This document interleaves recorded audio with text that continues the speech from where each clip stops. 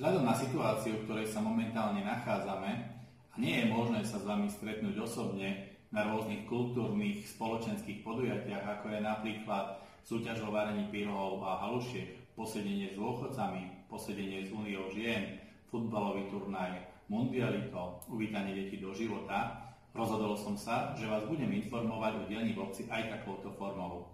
Za posledný pol rok sa nám podarilo zrealizovať niekoľko úspešných projektov, ako napríklad rekonštrukcia multifunkčného ihriska, kde po ukončení pandémie si budete môcť zahrať rôzne loptové hry, ako napríklad volejbal, futbal, tenis.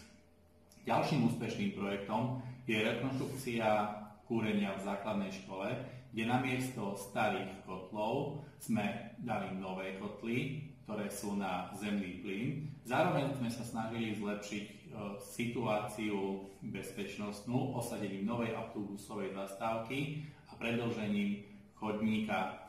Ďalším úspešným projektom je rekonštrukcia prírodného amfiteátra, kde každoročne usporiadávame obvodové slávnosti kultúry.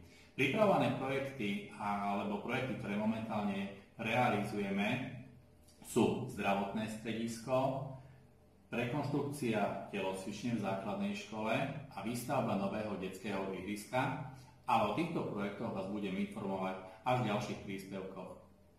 Ďakujem.